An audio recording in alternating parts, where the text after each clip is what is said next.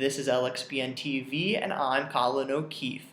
Though we're nearing the end of the month, it's worth noting that January has developed quite the reputation as being National Divorce Month.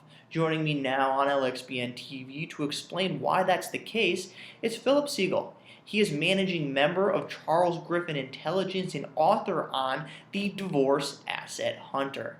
Philip, first, can you explain how January's developed this reputation as National Divorce Month? Where does that come from, and what are the causes here?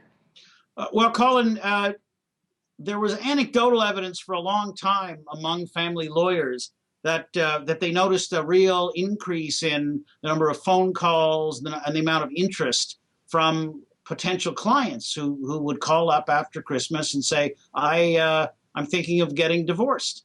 And it turns out that some of the figures on filings do bear this out.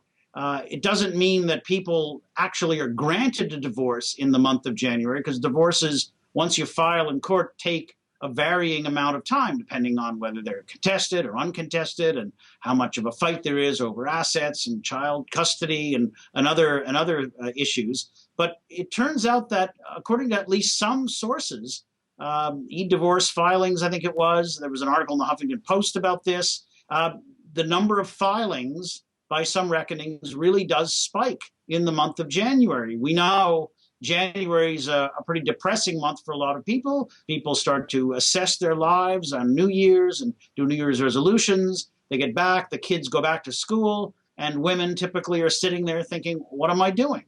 And you do see, it turns out, not only are there a lot of phone calls, but there are a lot of filings for divorce in the month of January, as it turns out. I see. And in your line of work, what are the first steps or the recommended first steps for somebody who's considering divorce and possibly looking at what assets their spouse might have?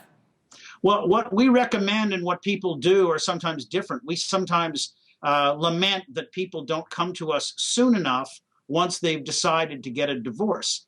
Because if you think that your spouse is hiding assets, the time you want to start looking around quietly for those assets is before your spouse even knows that you're filing.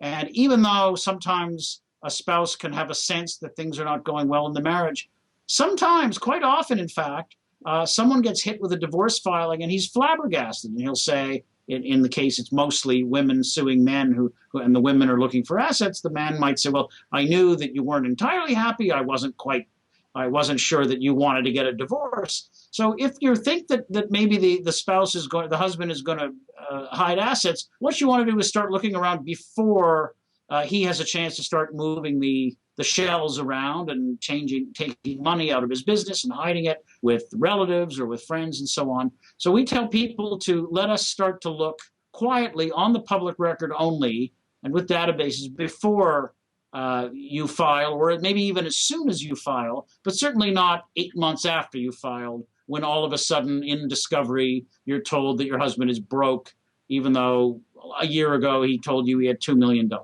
Absolutely, absolutely. January is an interesting time, and for many people, getting a divorce is one of their New Year's resolutions. If that's the case, it's worth figuring things out now instead of having to deal with problems later. Once again, that was Philip Segal. For more of his insight on this topic and other issues associated with finding assets, be sure to visit divorceassathunter.com. And of course, visit us at LXBN.com if you're not already watching us here. For more of these LXBN TV video interviews and curated commentary from the Lex Blog Network, it is the world's largest legal blog network. Thank you for joining me today, Philip. Thanks, Colin. Good to see you.